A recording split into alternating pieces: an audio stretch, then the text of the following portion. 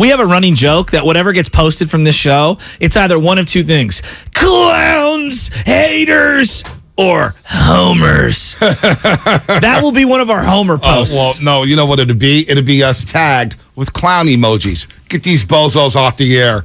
Use the same energy when he plays bad. Bring back Willard and Dibs. Well, you get Dibs from 9 to 12, so you do have Dibs anyway. Yeah, you do. And you get Marky Mark from home today with the blurred background. Panoramic? What is that, the panoramic view? What's going on with the camera? That's not panoramic. No, man, that's called blurred, man. Yeah. Blurred lines. That's how we play this, okay? Blurred? You can't see what's going on behind me. I'm not going to let you see my home because my home is dirty. That's why. I'm literally in my daughter's room right now. I'm not going to let you see flowers, makeup, a dog, and a bed that was not made before school. I did the show the first year at the morning roast. I did the show live from the nursery. There was nothing but flowers, baby cribs, little dolls everywhere. You broke your chair, man. I did break the chair, but your boy, so your boy knew he had to. Hey, Peloton, let's go. Let's go, Peloton. Taco Bell, baby. Boy, the screw popped off. I was like, whoa, what's going on here? Yeah, it can be rough. I actually fell out of the chair a couple weeks ago. We had a little debate at my house about the desk chair. I have a desk chair that I like, a little sturdier. It's kind of like these chairs, arms, but the chair that has been chosen, not by me, is this tiny little rickety thing. And so when you lean left or you lean to the right, boom, you're on the ground. Now, real quick, before we get back to whatever's happening in the sports world, this text is, I got to read it because it made me chuckle. Xfinity Mobile text line 925. Not sure of NBA rules. Yes, we got to do sponsor Dibs. Not sure of NBA rules, but can the Warriors send Draymond to Santa Cruz for an extended period of time and see how the season goes without him? It's like, How do we know he's not already there? That made me laugh, dude. You imagine Draymond Green playing at Kaiser Permanente for the Santa Cruz season. The only way it could get funnier is if Mark Jackson was like, send him with Scalabrine to Santa Cruz. Remember when that happened? Remember that, dude? Yeah. Darren Urban having the offices tapped. How dare you challenge me? Man. Anyway. Mama, there goes that man to Santa Cruz. Yeah, that's exactly. All right, what's on your mind? Roughing the passer? Going for 2-point conversions? Vontae's mad at betting. Oh, I heard your Buffalo.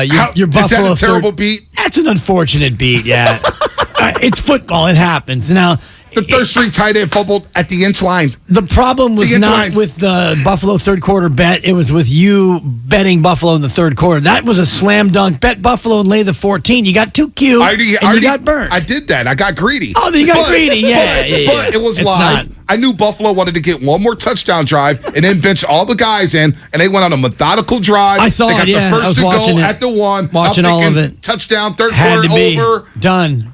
House, put it in. Guy fumbled at the inch line, and then it said Steelers ball. I slammed the table. My niece looks at me and goes, Uncle Bonte, what's so bad? And I stood up and I was like, oh, they're going to review it. Okay, it's not a fumble, knees down. And then the announcers go, oh, yeah, that ball's out. Oh, that ball's out. I saw that. The ball was out. I thought that he was in myself. Then you watch it again. It's like, oh, that ball's out. And then last night, how about the Kansas City Chiefs score for 2 with the team total at 30.5? Lord knows, I text Guru, right? Because I like to take Guru my bets. Guru had the same thing, which I would have known. I wouldn't have made the bet if Guru had the same team total. It was 30 and the hook 30.5 was the team total. And Andy Reid goes for 2 for no damn reason. Well, you know what the reason is. The reason is the spreadsheet, which is, Captain Spreadsheet joins us momentarily, Farhan's buddy. And it's all about the spreadsheet now. It's no longer about the human being. And, if they don't go for 2, then Devontae Adams doesn't knock that guy over. And out of frustration. Butterfly effect. Totally. And then they go for 2, Dibs. What's John McDaniels doing going for 2? Well, according to the Brainiacs, the Brainiacs will tell you it makes more sense. I keep thinking about all our favorite moments in sports history. Can't go to Kirk Gibson here. He doesn't hit righties well. No. Right? Like, no, but I'm serious. Yeah. Like, and I know, I get it. Like, we want to be smart and we want to use the data. But can we blend the game that I'm watching and the gut just a little? I'm not saying all the way. Like, can we blend the art and the science together? Here's the thing, though, guys. Like, you actually, if you do look at the analytics on this, apparently, from what I'm seeing, they're all pretty even. Like, it's not, if you actually run the deep analytics of here's the situation, do you go for 2? I can actually be talked into everything that they did. and understand it, even though in both cases it didn't work out. Here's the sort of extension of that, though, where as a 49er fan, it made me feel good. Both times you had teams going for 2 where it felt like what they were saying is, we have an opportunity to not rely on our defense because we don't want to do that. So the Chiefs are going to try to put this game into a 2-score game when they didn't have to. The Raiders are going to try to say, we're going to get the lead when we don't have to because we don't want to extend this game and, again, rely on getting stops. Kyle has brought up the point a couple of times. Even if you get the 2 or if you don't get the 2, you still need a stop. And the Raiders actually got the stop. Right. So you can spin it either way, but as a 49er fan, I was thinking I would not expect Kyle Shanahan to do either of those things. Exactly. And I wouldn't want him to because the 49ers have a defense where you don't need to play gimmicky stuff like that. I like the Chiefs going for 2 because you do make it a 2-score game. You're up 7, you go up 9. That makes sense to me. The other one doesn't make as much sense. And by the way, you got to stop on Kansas City.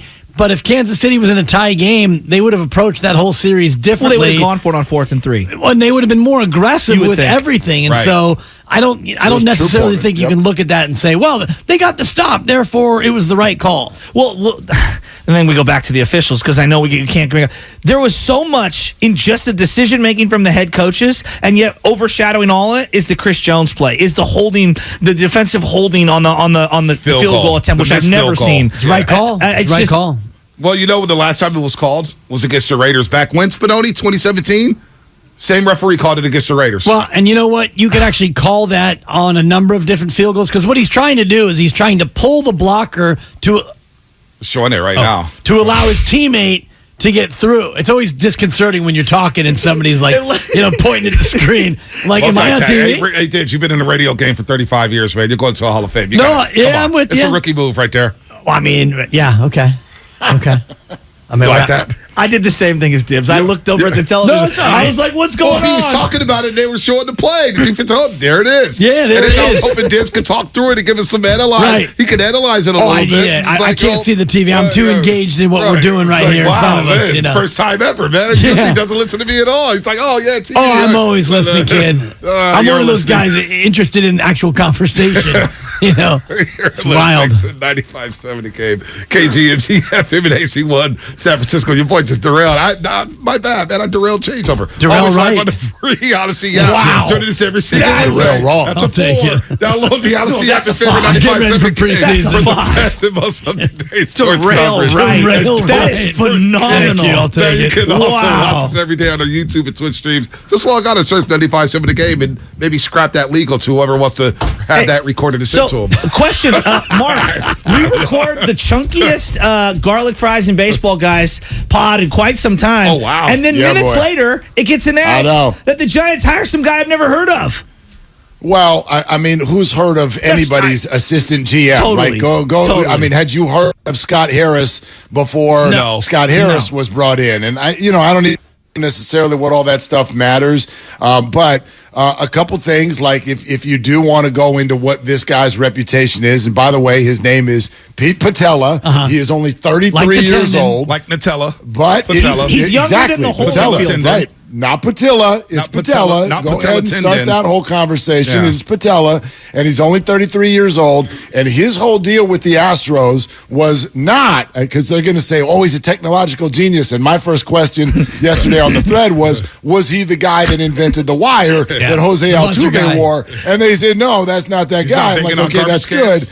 Boom, no. boom. Well, I don't know. Maybe we still don't. Who was in there banging on the cans? I don't know. But the guy is supposedly he is their big player development guy. Okay. And so I get it from that perspective because look at the Astros. Their player development has been fantastic, and the Giants are clearly not thrilled with their player development. So from that perspective, maybe it's a fine. But he's a 33-year-old guy. He's somebody's assistant. So, who knows? Half the roster is older than him, which is, I guess, going to be so true. Job number one. And the other thing that I thought was fascinating, I don't know a ton about the guy, but he's 33, and he spent 13 years with Houston. So you did the same thing I did. I go, I'm like, what? He went straight out of high school and went to the Astros. Must be nice. Did he go to college? He's a genius. Did he get into college? Who's had the best lives? It's either that guy going to the Astros organization at 20, or you got a play-by-play guy for the 49ers who started the Pacers job at 21. I mean, life must be nice. Exactly. You get straight to it. Straight to it. Yeah, Dude, straight we're to still in business. college. I was in college for 13 years. I was in college until I had the extendo. Did I have a kid when I graduated? No, didn't quite have a kid yet. But what was the Ryan Reynolds movie where he is in college forever? Van Wilder. Van Wilder. It's a great movie. Such a great movie. They did So a you were the story on Van him. Wilder. Yeah, I went for about 7. Took about 3 off. Went back for 3 more. did. Stretch You know, 3? Yeah, it was a stretch 3. All Dibs, right. I'm with you. Stretch It took me three. about 10. It took the little 2-year Yeah, hiatus, came back, 2-year hiatus. Yeah. All right, let me go the JUCO route, and then finally you get your stuff together. Yeah. Oh, we can graduate again. I went back and I was a PE aide up in Marin at Ross. Nice. And my mom, my late Lot of mom, money. hit me in about 96. She said, "It would be nice if you graduated." And I said, Mom, what are you going to say to moms? You know? I still get Hit those the calls. pike? Van Yeah. Wilder. And I'm like, Your mom spoke like that 30 years ago? No, She already but- sounded like she was 88 years old? I mean, come on. Bedoni, she's no longer with us. Be careful back no, there. I'm sorry. Yeah. All right, that's fair. Well, Yeah, yeah, maybe she she said she spoke like that. She's born in 39. So she was, 60 at the time, whatever. yeah. There it Danny. is. So what are we going to get into today, guys? 2-point conversions. We're going to take a Nice. look at Nice.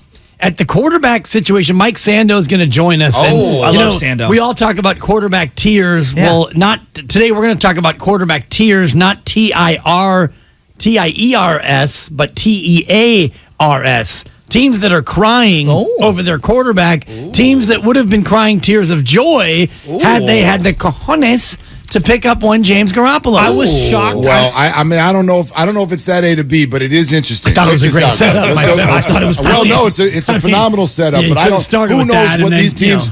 These teams, what would they look like with Jimmy? I don't know if I've got any idea, but just think about it, right? Think of the teams we all talked about. Start with Washington. Already embarrassing yesterday. What's the problem with your team? Well, quarterback. Dude, Thanks, Ron Rivera. That went really well. Yeah. Right? How about Carolina? They went after Jimmy G. They've already fired their coach, and they've got a high ankle sprain. Let's go to Pittsburgh. They've already moved on to a rookie.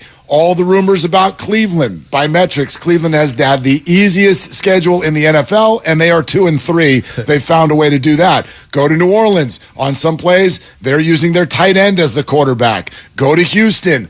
Last team to win a football game this year. These are the teams that wanted Jimmy G, who 2 weeks ago we all wanted to strangle as well, and now he's won 2 in a row and he's in first place. But you can't blame these teams for not trading for Jimmy Garoppolo in this situation.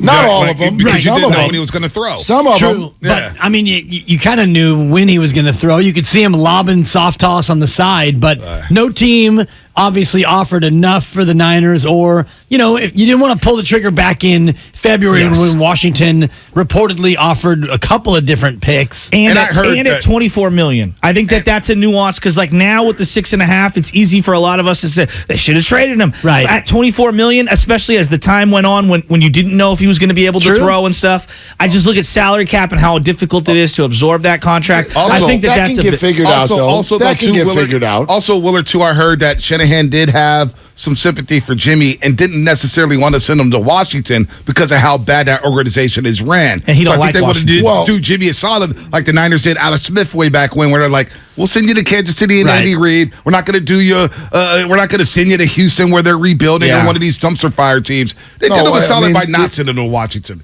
Jimmy G and your favorite agent, who you wear T-shirts for Don Yee. sometimes, Don I do Yee, love Don definitely. They definitely had a voice in this, I'm sure, as I far love as Don where Yee. they were going to send him. But if conversations were going a certain way with Washington, I'm still fascinated by why everybody was so terrified by a shoulder injury. I get it, he's a quarterback, but what? It wasn't going to heal? He was never going to throw again? We see teams acquire players on the cheap who are injured all the time. Well, Willard- in the hopes of it working. I mean, you went with Carson Wentz. You knew. Yeah.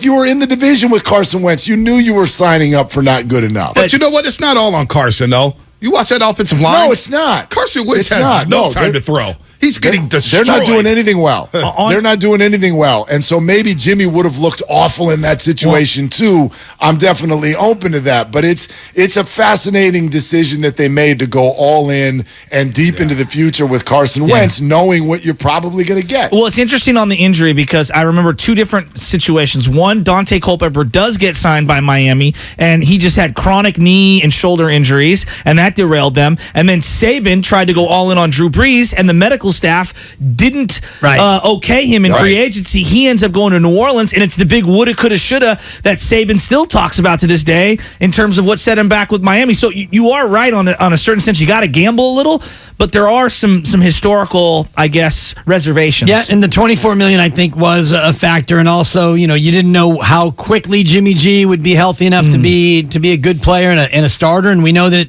it took a couple weeks here. He was rusty, and so now that he's hit the ground running, and here we are in mid-October, and he's playing like they expected him to play. So I think it's interesting when you look at all the other situations, and Mark will lay it out in more detail. Mike Sando is going to join us. Nick Wagner at 10 o'clock. Nice. We'll get another look at the Niners. Special. Yesterday was a little bit... Could I...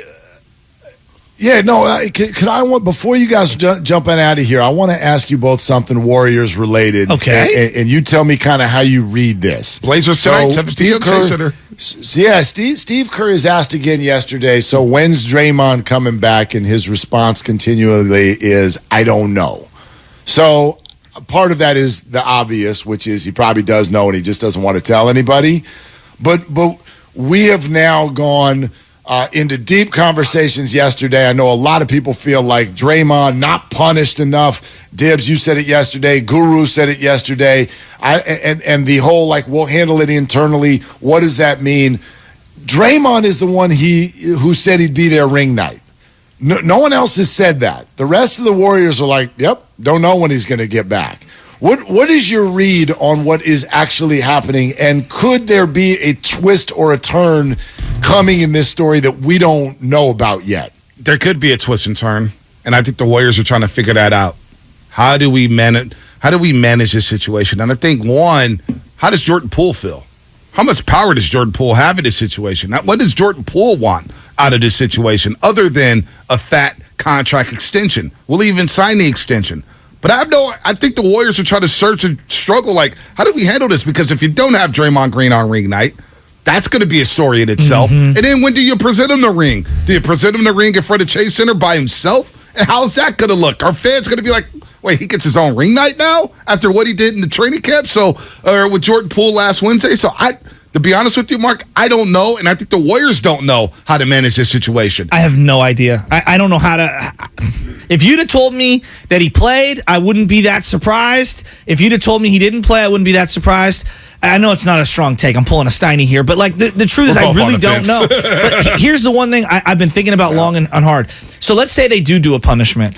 Now I'm Jordan Poole, and that's just something I was thinking about. Like, now, like, are they going to perceive me as the one who has blood on his hands for pushing a punishment? Whether I did or didn't, it might be interpreted by my brethren in the NBA, because we know there's a lot of peers that are viewing this, and they're going to be looking for all the angles to this. And a lot of peers who I don't think it's that big a deal. You know, it's all over the map. Right. You agree? Like, absolutely. Right. And so I don't know how to handle it. And then you got there's so many layers. Yeah. I legitimately feel right now, and this is me, I don't think the Warriors even have any idea what they're going to do. I think they're literally figuring that out as we speak. Has the video Dibs you think altered their thought process about this situation? It has to have. And that's what I was just going to say, is if the video never came out, there would be no question that Draymond would be there for ring night, even though the severity of the punch, by the way, is still the severity of the punch. Jordan Poole got hit that hard, whether or not TMZ got the video. So that is a reality, but they could have handled it in-house. But now that it's been seen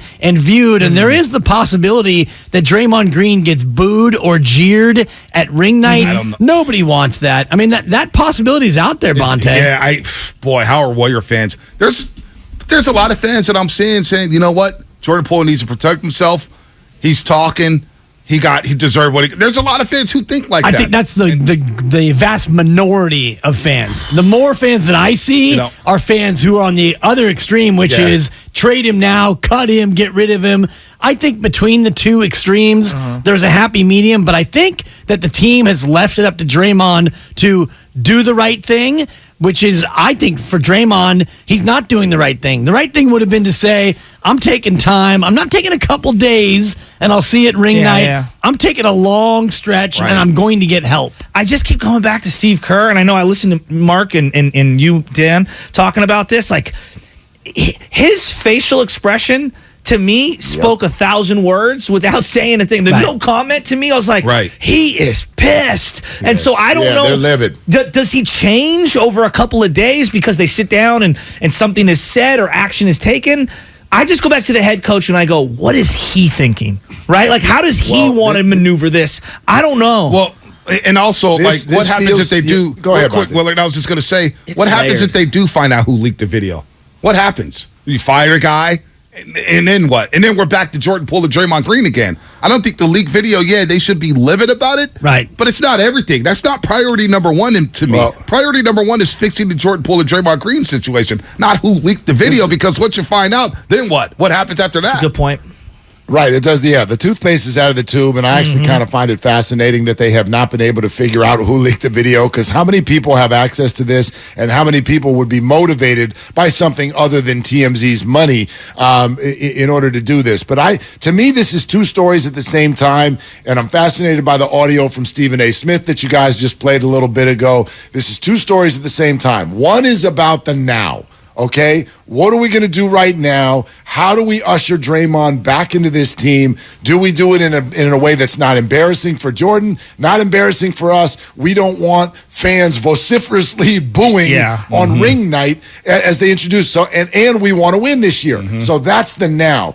I feel like that's one thing, but the long term is where I feel like, at least in this moment, some decisions have been made. And it goes to what you just said, Joe, with regard to the look on Steve Kerr's face, even the look on Steph's face when he had to have a press conference, probably against his will last week. These guys, to me, looked done. I know what that look is, right? There's that Zac Brown song, I saw goodbye in her eyes. I look into these eyes, country singer. They are. Thank you. They are saying goodbye. They are saying we're done. I can't. We can't. Well, I knew it would. Anyway, I can't. I can't deal. We can't deal with this anymore. And when Stephen A. says even Draymond feels like this is his final year with the Golden State Warriors, you're seeing it. There's a bunch of guys who want to get paid, and now Jordan Poole is a priority. Andrew Wiggins is a priority. If you push it out even further, Klay Thompson's a priority. Draymond Green's not a priority. Not as far as a new contract. Well, that's big. And the crazy thing is, and underline, I keep going back, Klay hasn't played at all. We haven't seen Klay at all. That's fine. I know. I'm just saying.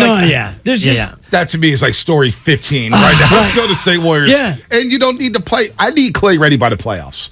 That's where I need Klay. Exactly. You know what I'm saying? That's why I was saying see you in January. Okay. And the whole idea about we're going to investigate the leak, that's their way of distracting us from the bigger issue, which is Draymond Green, your alleged leader, knocked out your young star. He threw a punch with such impact. There was such edge and anger behind that. But hey, we will investigate this leak. Look over here. We're going to try to find out the leak. Meanwhile, we're going to handle this in-house. We want to find out the leak. It's a total distraction play. The other thing I keep thinking about is like moving forward for Draymond, whether he plays or not.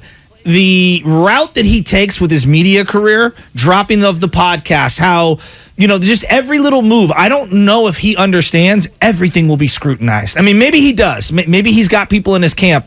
Like, everything he says and does. I mean, he did a video the other night in between this where he was at, I guess, a Mary J. Blige conference. And people were losing their minds. And I didn't even take too much of it. Because he looked like he was chilling. He looked like he was chilling, having a good time. And everyone's like, wait a minute, Jordan Poole is probably at home with an ice pack on his face. You went to Mary J. and had a good time when you're supposedly stepping away from the organization. It's a tough look. Yeah, no, I've talked to multiple players about that. Like, it's not the best look. Being out there like that, nod your head, yes or no.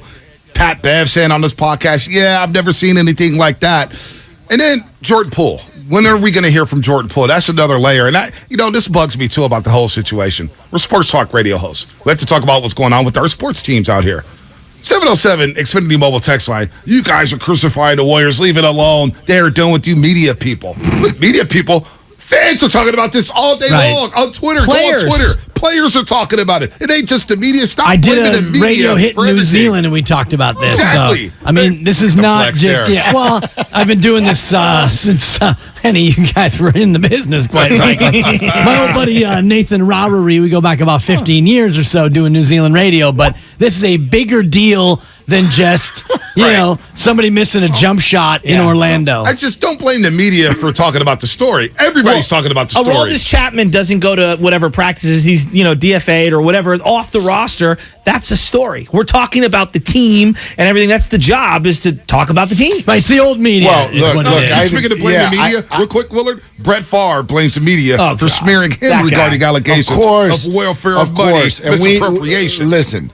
You do not need to look. You do not need to look or listen very hard to know in this world why in the last 5 to 7 years it's become very easy to blame the media every time there's a problem. You all know what exactly is going on there. But I mean, I'll be straight with you. Even my girl Christy yesterday, like first thing after the show, I got on the phone with her and she's like, "Man, you guys are just going to keep this Draymond thing alive, don't you?" And I said, "Now hold on a second.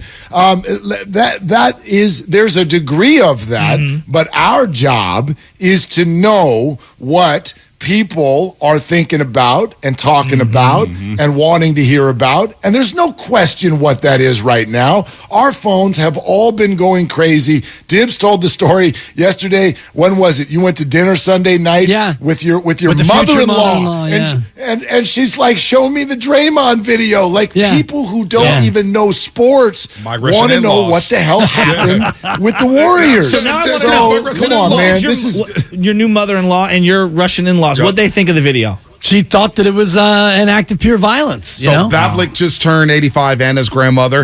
Hey, why you punch him? No good. I don't like it. No good. Seriously. That's a 4 for it. That's a 4 for the in-laws. And then Oleg and Alona and his parents, they're like, well, why did he punch this guy? I don't like this Green no more. I don't like this. And Oleg's just sitting there like, yeah, he's Oleg was not happy. They're not happy. No They're chance. not happy. Arms I'm showing crossed. the video in Sausalito. Oleg's sitting there not happy. Why did he punch this guy? I don't get it. Could they trade him? They're irate. People are mad about this. Yeah. So look, it's a week from tonight. It's a week from crazy. tonight. It's crazy. And one thing we know is that emotions with fans calm down pretty quickly. I mean, even go look at the emotion we've talked about with the 49ers this year, from a Trey Lance injury to a ridiculous performance on a Sunday night in Denver, and how quickly you can get people back on your side if you just go do something nice. What I'm noticing right now, though, because today's Tuesday. When was the actual punch? Was it Wednesday? Was it Wednesday last week? Don't ask Draymond because he doesn't know. But we didn't. And when we saw it, we saw it on Thursday. Yeah. So we didn't see it till Thursday, but that's 1, 2, 3, 4, 5 days. And I don't feel like people are calming down. No. And that is a concern for the Warriors, knowing that they have got a ring night in 7 days that they don't want ruined. Well, one thing calms it down, and you can't expect him to do it. It's Jordan Poole coming out and saying, "Guys, we're good. Please be good with Draymond." Like he puts his arm around Draymond. And exactly. Yeah, but that's what calms it down. He's not expected to do that. He should do whatever he feels like he should do. Well, maybe he speaks when he signs a contract extension. Well, they play the Blazers tonight. It's a preseason game against the Blazers at Chase, right? At Chase. 7 p.m. So does he talk today? Jordan Poole. Well, he had a great game Sunday. He did talk after the game. How does that work? They choose the Warriors, choose who gets I'm up sure there? the media is asking Raymond Ritter, is Jordan going to talk today? And Raymond probably tells me, hey, no Jordan today. Gotcha. We're going to bring up so-and-so. Like yesterday, who was it? PBJ? And who else talked? I forget who else Get to talked. the very Looney, bottom right? of that Looney, roster. no, Looney please. talked Looney was Sunday after the night. game, yeah. Yesterday Looney in was the practice. day before. I feel like after a game is not when they're going to do this to Jordan, because those are a little bit quicker interviews. Guys have played. They're tired. It's late in the evening. Like, unfortunately, whenever they want to do this for Jordan, it's going to be long. It's going to be emotional. Yeah. And so I feel like similar to what they did with the other guys, you kind of got to set aside some time for this. Jordan, you guys were down by Portland by 17. You took their best punch and you bounced back in the third quarter. Take it easy. Come on, Take it people. easy. Dude, do you see people making up 2K graphics? What's wrong and with Jordan you? Poole's bio on Exactly. NBA 2K, They were the guy with the blending- black eye. Oh, but Draymond's going to be at ring night. This guy's a global meme, and Draymond, I'm going to take a couple days to go away. I'm going to Mary J. Blige. Oh, I'll be back for ring night. Come on. How tone deaf. I don't know what to make of this not thing. good. It's not it really good. isn't good. It's And we're not good. hyping It's the not good. Well, situation the worst up. part, like, It's not honestly, us. like, obviously there's the physical violence portion of it, but like, step back. They're the reigning champions. Right. And this should be a celebration of Steph Curry all year. All year, every arena, every time he steps to the court, like, wow, you won your 4th ring. What is this the middle? Is this the end? Like, where are we at in your career? Where do you stack up in the top 10 all time? And we're dealing with this. And look, they're the champs. Steph Curry's still there. Wiseman looks good on the pick and roll with Jordan Poole. Poole looked good. We're going to see Kuminga, Looney, Wiggins looking good. That's a lot to talk about. This story will die down. Don't forget about Dre. Don't forget about that's right. This is going to be wild, man. You guys have a fun show. Mike Sando, Nick Wagner coming up with Willard and Dibs. They'll take you up until high noon until Steiny and Guru comes in. And Guru will probably have a Cowboy jersey on. And he'll be running hot about Draymond as well. That'll be brought to you by BMW Fairfield. Now open in the Fairfield Auto Mall. They provide a luxurious, all-encompassing experience to address all of your BMW needs. Visit BMWFairfield.com today to book your visit. That's BMWFairfield.com.